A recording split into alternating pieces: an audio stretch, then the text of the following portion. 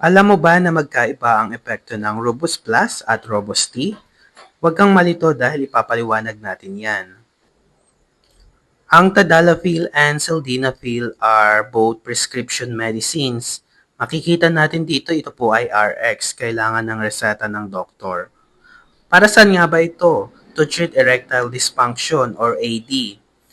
Pareho sila nag increase ng blood flow to the penis dahil nakakatulong po ito, making it easier to get and keep an erection during sexual stimulation.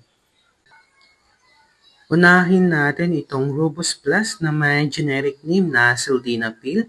Meron po itong 50 mg. Hindi po ito yung Robust or Robust Extreme na mabibili natin kahit wala kang prescription. Ito po ay RX kaya need po ng prescription. Ito ay iniinom as needed, usually mga 30 minutes to 1 hour bago makipagtalik.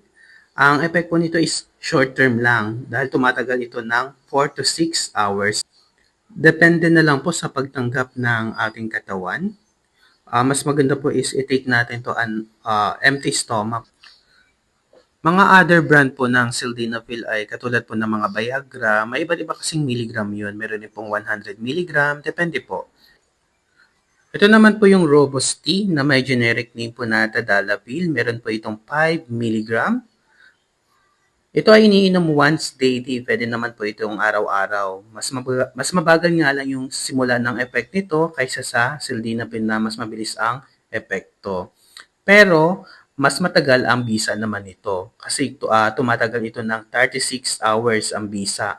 Unlike sa may sildenafil po, ang bisa po nun ay umaabot lamang ng 4 to 6 hours. Depende na lang po sa katawan natin yan.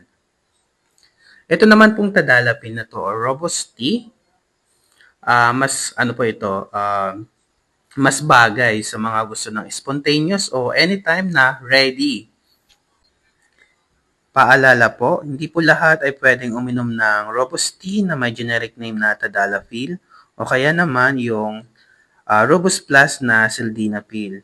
Lalo po pag meron kang hypertension or high blood, may sakit ka sa puso, o kaya naman nagtitake ka ng maintenance medicine, mainam pa rin pong kumonsulta sa doktor bago uminom ng mga ganitong prescription medicine po.